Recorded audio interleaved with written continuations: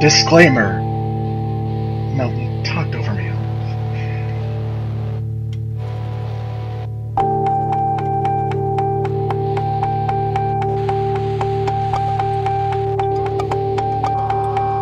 I told you not to touch it. I told you not to touch it. I told you not to touch it. You broke it. I told you not to touch it. I told you not to touch it. I told you not to touch it. You broke it. A lot of dukes, a lot of duchess, cheese. Yeah.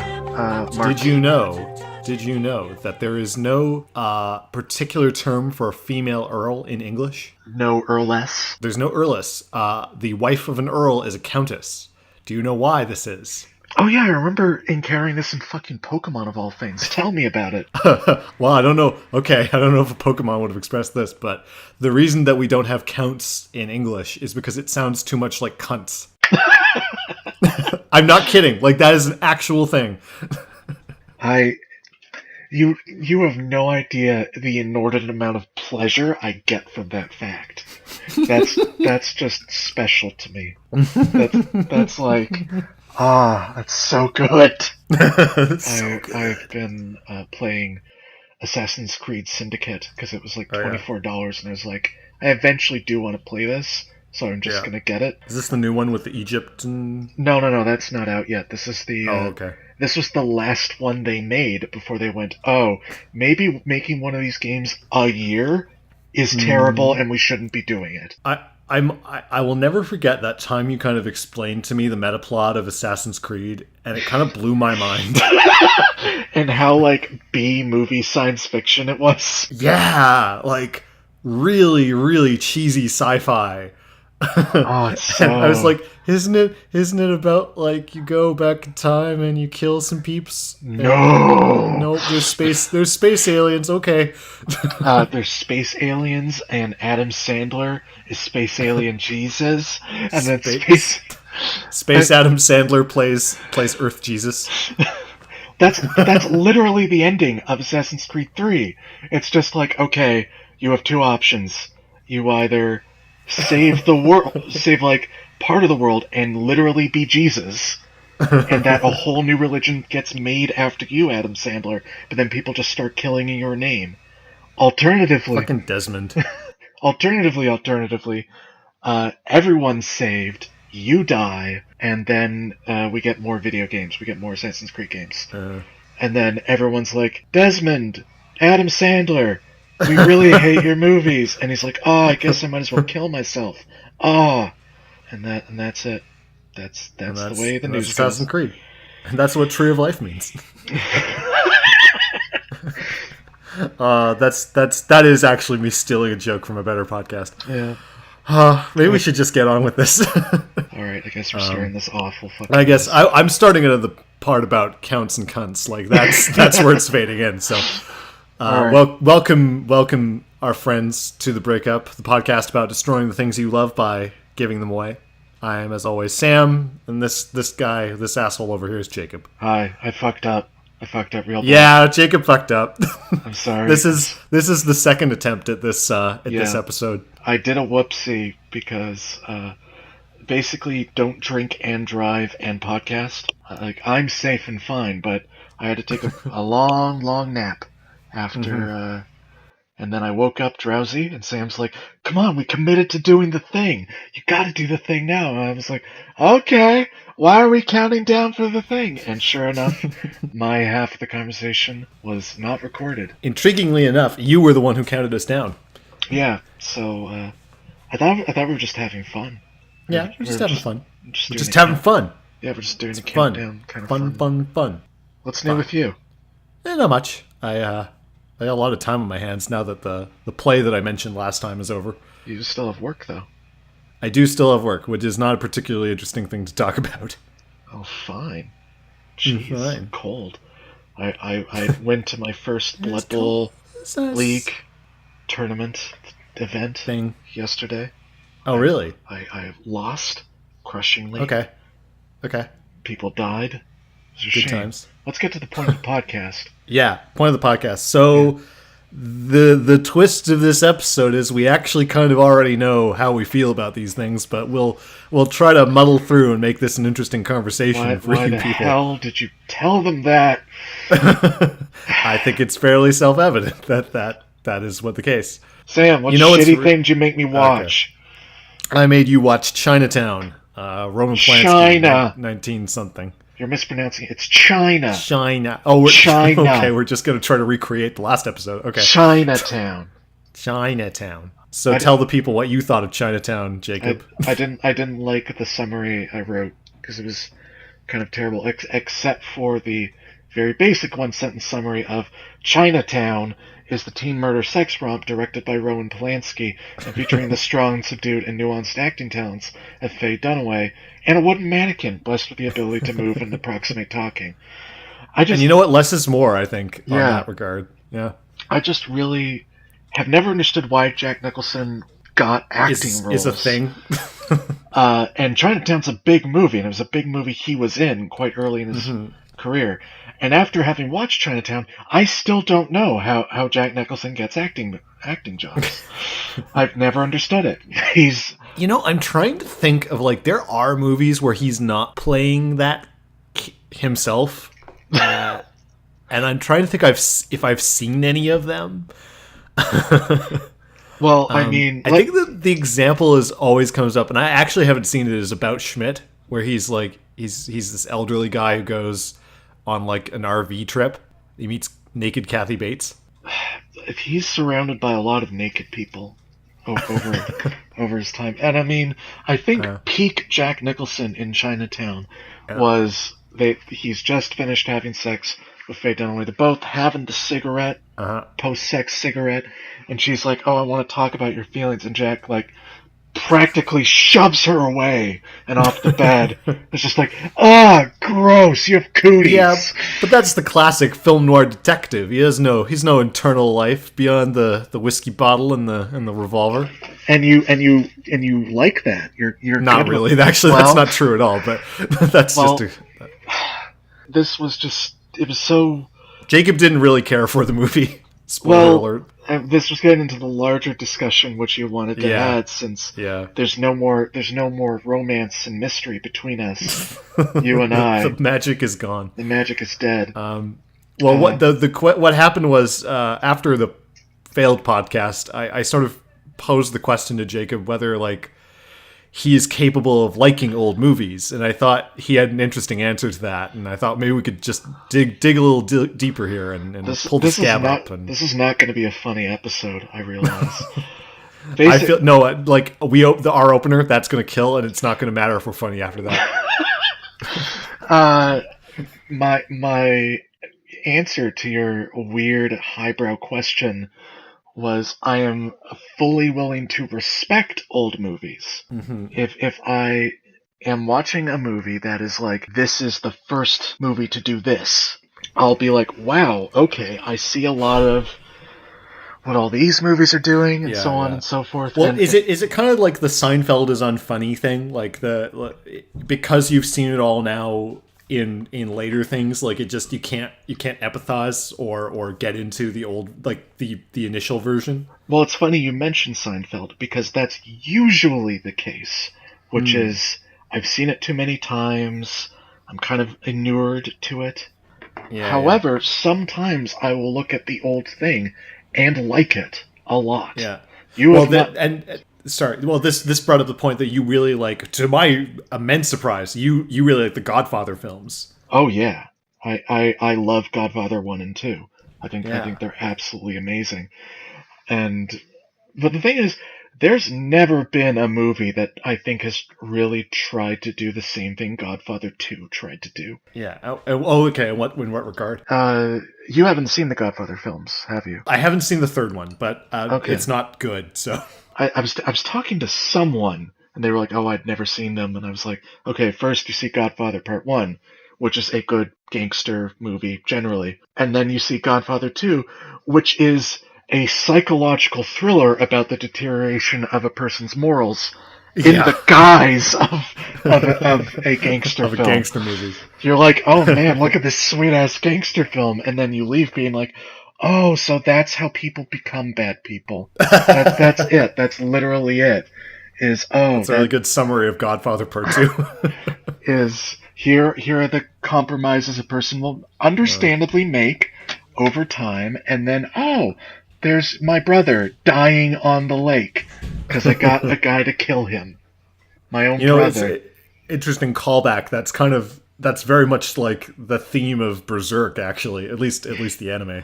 Yeah, is okay. What are the compromises I can make before? Oh wow, I'm basically a homicidal murder robot.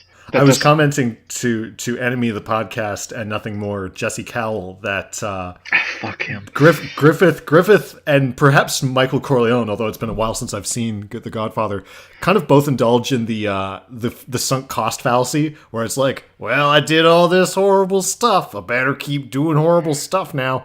And actually, the answer to that is not to do more horrible stuff. It's to stop doing horrible stuff if you are given the choice. Well, literally the thing with But then we wouldn't have a story, so. The thing with Griffith is, like, he thinks, like, oh man, maybe I should stop, after, everything has broken around him. And then literally Satan, or Satans, as the case may, plural, Satai, are just like, hey, no, come on, we've done so much to help you. Do you want to sink our bad deeds as well as your own? He's like, don't disappoint the devil. Jeez, if everyone was helping me be Satan, I guess I should be Satan too. I guess I can get on this bandwagon. And then he finds out... if Satan's doing it, it must be cool. Yeah, and then he just finds out that, there's no morality, and we made the devil. Great. I don't know where this weird Midwestern voice I keep doing when I talk like a stupid person. Like, I don't know where that comes from. And my apologies to anyone out there in the Midwest or like someone who has a particularly hardcore Canadian accent. This is not on you, it's on me. It's about me. It's about your it's about my journey. Your geopolitical biases. So basically for me, I can watch an old movie and just be like, okay. And some of them I really love, and some of them I'm just like, well, this was dumb. But I appreciate it for what it is. Yeah. So going back to Chinatown. Who is it? Okay, who in the movie says it like that? No one says it in the movie like that. Okay. It's just Trump. It's just Donald Trump. Oh, it's Trump. Yes. Okay. I feel really stupid because I didn't get that until just now when you told me. It's been 2 times. I'm so stupid. It's been 2 times. Twice, and I did not get it the first time. I just thought like someone in the movie said it weirdly. Maybe I'm stupid, or maybe your Trump impression is really bad. Nicholson gets close. Nicholson is like Chinatown, or he like mumbles his way through it. I still think the nose thing where he cut, like, that's pretty tense, right? Jesus, what the fuck is the nose thing? He puts the knife in his nostril. Oh yeah, that's pretty tense. That's actually one of the moments that's quite good in that film for me. Is who plays the guy with the knife? No, tell me. It's Roman Polanski. Oh. That's his director cameo. That's much better than other director cameos I've seen. Keep in mind, the only director does cameos that I've seen often is, fucking, oh my god. The guy says the N-word a lot. Oh, Tarantino. Yes. One of these days I might have to, this project may involve you seeing a Hitchcock movie, but we'll see how that goes. See, I know you're saying Hitchcock because he's probably has directorial cameos, but I thought lots of directorial cameos. I thought your connection to that was he says the N-word a lot in his movies. Yeah. To which I was like, wow, really? I think that guy's got enough problems without him being like dropping the N-bomb all over the place. You should have seen this is like the slur episode, like. You should have seen like the crows in the original cut before they were just the birds, because they were just like, whoa, that's terrible. That's hysterically funny. Oh man, Hitchcock, awful. You can't do that, man. That's not cool. It's avant-garde, and I will not have you disrespect it that way. He says, eating a ribeye steak.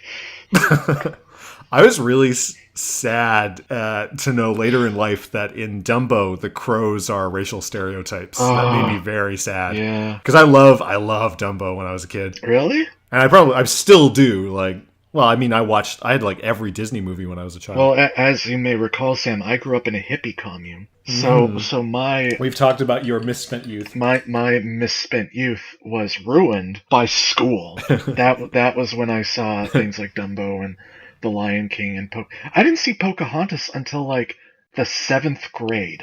In fairness, you weren't missing much. No, and I didn't understand the appeal then, and I still don't now. Colors of the Wind still makes me cry a bit though, because it's a really good song. It's a really good song.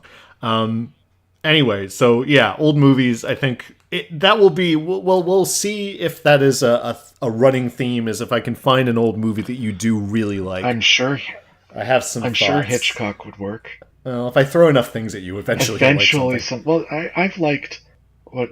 I mean, you liked Solaris well enough, which was in 0 episode, which unfortunately we don't really talk about. Obviously, after it's been a year, we just rewatched Solaris. And that other thing I made. Yeah, maybe that'll be our anniversary. Oh god! Oh god! Oh boy! Fuck! You know what? That's perfect too. That's what we have to do. Is it? Fuck! I hate you. I'll have to go through it again and pick a different girl. Yep. You're gonna have to have one of the marginally better routes. Go you. We'll pick the blind girl next time, I think. Yes, I can recommend that as a good choice. She's my favorite character. Interesting. Maybe that's me that's me projecting too much. Well, but I'm only half blind, so. Well, Sam, what did I make you watch? What did you make me watch? So Jacob got me to watch Redline, which we actually watched together. Yeah. Right after we recorded the previous episode, which was a lot of fun. We had some gin and tonics. You still refused to look me in the eye, and. And we watched a lot of animes jiggling. We watched a lot of animes jiggle. Yeah. I don't remember what I said my summary last time was, but effectively I'm going to leave it down to like Redline is the story of one military man falling for his commander-in-chief and doing anything for that love. I remember you basically described it quite accurately as Redline is a movie involving baby boy JD. Oh, yeah. Poor sweet... I wanted to call him Sweet D, but that's the character from Always Sunny. What's his name? JD. JD. Okay, this who is terrified of girls. It's one boy who is so scared of women. He thinks girls are so icky, and he's so scared of girls. I don't think he thinks they're icky. I just think he's very intimidated by them. Yeah, that's how sweet JD is. He wishes they were more like his engines. So, and that they would be sitting between his legs, and he would, This got very graphic very quickly. That's how those movies work, Sam. That is, yeah. Well, basically, any racing movie has kind of got the phallic up. Well, I mean, the phallic subtext. JD's car, which is, I will, for the audience's sake, be a Trans Am, compared to the far more phallic, boobtastic wonder pieces of driving machinery. I mean, he's practically like tiny. Yeah. That's true, actually. Okay, there's a point. There's not as much of a penis envy thing. Or maybe there is. Maybe there's a heavy penis envy thing. Anyway, for the audience's edification, Redline is an anime from... I cannot remember the year now. It's like a racing movie. It's like a sci-fi racing movie. And that's really all you need to know. That it's not... The plot is not really that important. Either of the plots, which I was speaking to friend of the podcast, Nick Stinchcombe, about Redline, and how like there's this military political subplot, and I kept thinking, oh man, what's this building to? Nothing. And then it's nothing. It's Why literally would you ever nothing. think it was anything, Sam? It's literally just some dudes in the background making the race more exciting. So the thing about Redline is it's a really retro style. It's very much in the style of like heavy metal and Ralph Bakshi. There's a third thing I keep forgetting. Wacky Racers. That's the it's Wacky Racers for like rated X. It is not rated X. Rated R. The most you see is some boobies. Yeah, there's some tits. This movie is like a piece of trash, as I said the first time we recorded this, and I loved every second of it. Like, it's super, well, maybe not super problematic, but it's just, like, very objectifying and very, like, very, very, very, it is. Imagine an anime and then imagine sexism and then put those together. And for me, I don't know why there was some weird liquid combination in this movie where I actually was like, you know what, I am okay with this. It's so, like, the genre is so hardcore. It's so faithfully representing this style of movies from the 70s that I just got over it. And that doesn't excuse it in any manner whatsoever. And actually, it's not as bad as in some ways as where Berserk went, but that's another story. But yeah, for whatever reason, I okayed it. It got a free pass, A+. Go see this movie. It's fantastic. Well, it's super sexist, but it's my problem in a fun is rock and that, roll way. My problem is that in every single suggestion I have given you so far, like almost Not Dream all Daddy. of them. Yeah, you're right. Okay, not Dream Daddy, but almost all of them. Have you had your moment of just being like, this is really sexist, and me going, I'm sorry, okay? I just like it. I don't think I'm a terrible person, but No, come on. you're not. You're allowed to like problematic things. Like I've said this about 8 times in this show. that is that many episodes we've had. Anyway, I liked it, and I don't know why. It's funny because I don't like heavy metal. I think heavy metal is kind of trashy in a bad way. And Well, Ralph it's not- Bakshi can be really hit and miss. But for some reason, like, combining those elements into an anime about vroom vroom race cars and, like, monster battles, that was it for me. That was, like, creme de la creme. That's what I It's wanted. basically the wacky racers. The wacky racers. It's the wacky just racers, yeah. smooths things up, Yeah. and Dick Dastardly doesn't win, but you like Dick Dastardly, and you want him to win. And he wins, like, one time. I swear to God, there is an episode where he comes in second. Hold on, I like, can look this up. Yeah, look it up, because I'm this may be like a false, like, Total Recall memory about Dick Dastardly that has been inserted to make my life more interesting. But, like, I swear to God, he came in second once. Oh, Jesus, I forgot there were way more things Dick Dastardly was in than just... No, he was Wacky not just Races. in Wacky Races. I mean, that name is sort of referential. Welcome to The Breakup, the show where we go look up 1960s cartoons for our own edification. Get some trivia time in. He got close. He almost won, but he posed and then wound up in fourth. Okay. Maybe that's what I'm remembering then. So, actually... This is an extremely interesting topic of Well, no, conversation. it's weird because apparently he didn't even get into first place. He crossed first place twice. This is how little I have to say about Redline because I liked it so much. Let's just talk about Hanna-Barbera cartoons. Let's not, because I don't have the... Let's not talk about Hanna-Barbera cartoons. Let's stop and say we did. The thing about me is, and maybe this is a deficiency on my part, is that if I pick up what something is putting down, I can get into it, even if it's not actually that good. A good example of this is Prometheus, which is not by any means, by any measure, is not a good movie, but I really like Prometheus for all the bits I like.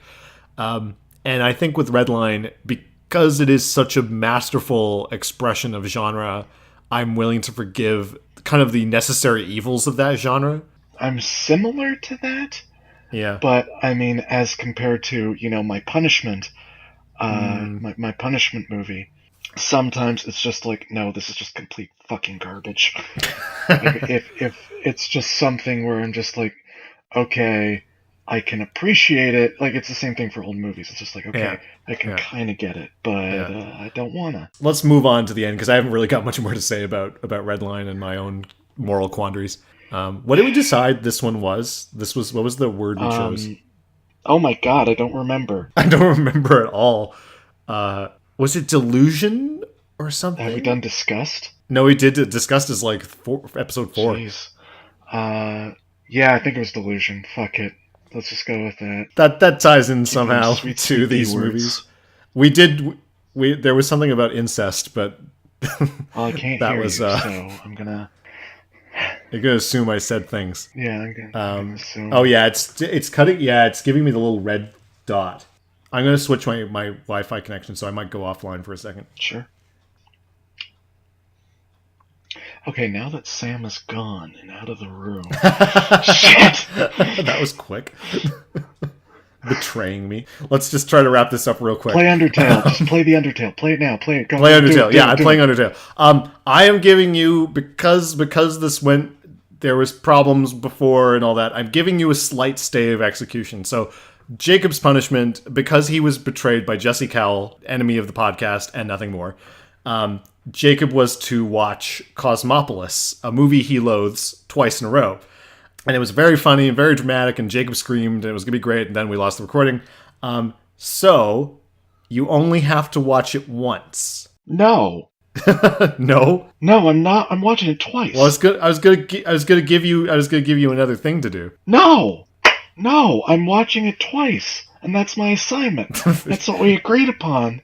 That's my stupid fucking punishment, because people betrayed Jacob's got to watch Cosmopolis twice. Yeah, fuck you. You don't have a say in this. Okay, so watch Cosmopolis twice. We'll explain next time, because our internet is rapidly failing, and we'll explain fully next time why this happened. It'll be a surprise. We'd like to thank Irritating Rainbow for the use of our theme song, You Broke It, from the album Where the Truck Go, which I keep forgetting to thank them for over the past, 5 episodes or something. Jacob, you got any final thoughts over there? Stewing in your pain? You hear me? God, Gory Rider, you motherfucker! What was that?